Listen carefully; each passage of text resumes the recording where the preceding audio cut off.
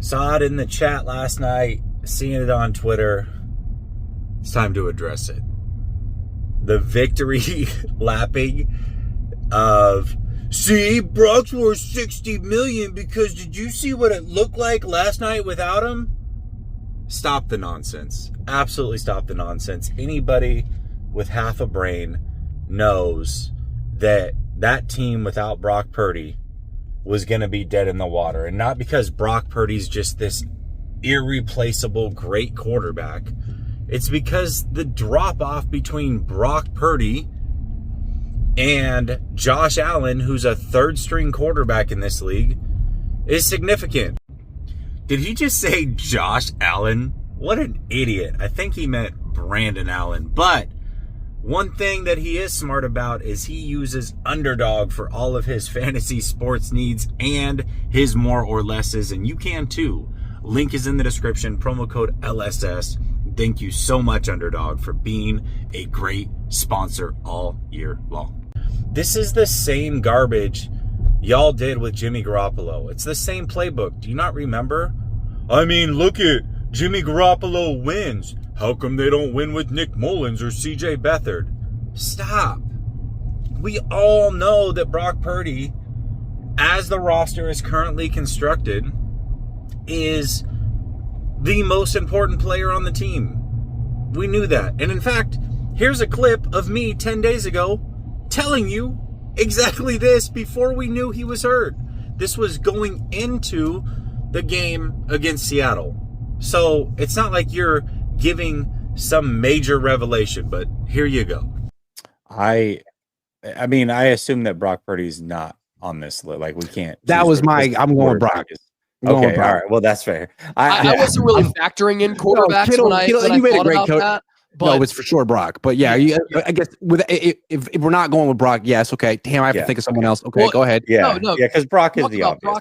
So, like I said, anybody with half a brain knew that was the case. But that doesn't mean you pay him $60 million. In fact, I'll make the argument that last night proved he's not worth $60 million. Because for the second time in 3 years, when the 49ers needed him most, he was unable to answer the bell. Now, he was hurt. I'm not arguing that he could have played or should have played through an injury. I know that Brock's extremely tough. I know that Brock wants to play, but he physically was unable to do so for the second time in 3 years when they needed him to play the most. So, if you're going to pay a quarterback ungodly amounts of money who has been hurt in 2 of the 3 years at the most important time and has had a half a season where he was extremely good, half of his career, a season where he was extremely good, and half of his career, a season where he's been league average, that would be extremely irresponsible. Extremely irresponsible. So I think last night proved why he's actually not worth $60 million, because even if Brock were to leave, and that's not the scenario, by the way, they don't have to get rid of Brock just because they're not paying him. They just have to not pay him yet and see it for another year. But even if that was the scenario, if you think Brandon Allen is the best that they can get,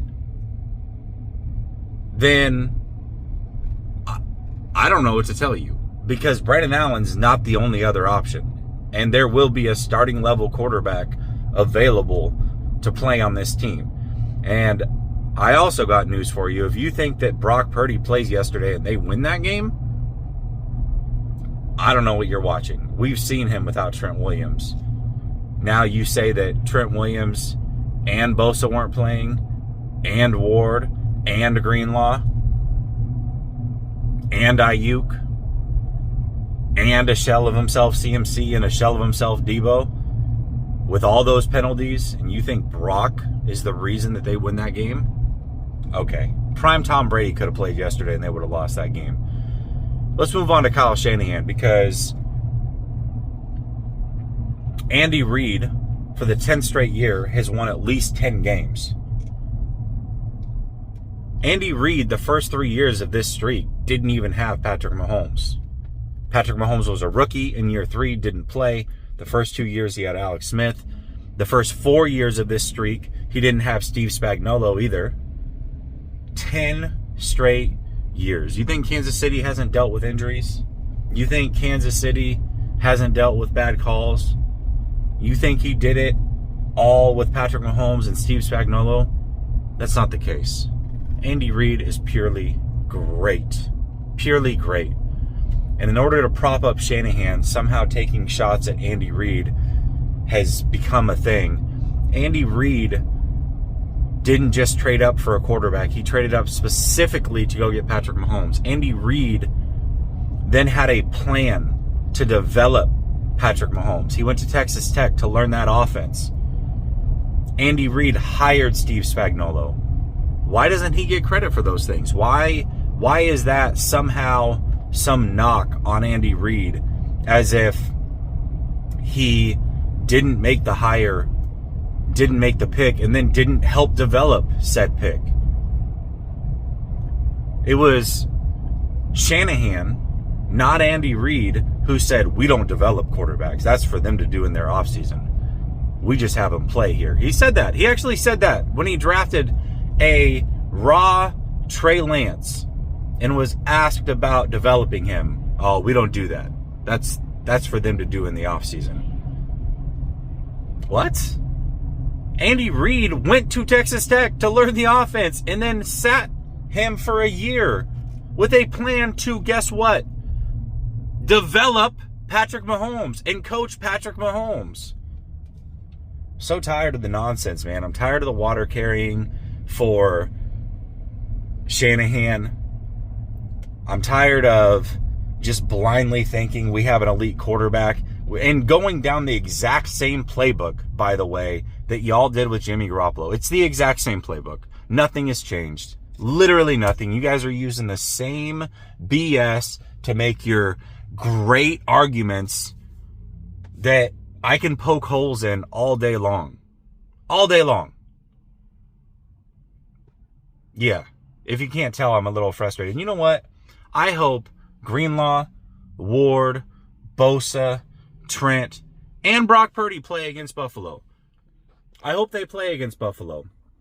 I hope they show up in Buffalo in the snow, and we'll see what's what. We'll see what's what. And if the 49ers can win, you know what? Maybe it is all the injuries. But if the 49ers lose to Buffalo with all those players, then what? Then what? This team isn't it. This team isn't it. This team isn't coached good. This team doesn't have an elite quarterback. This team is aging and expensive. It's time to rebuild. Retool, whatever.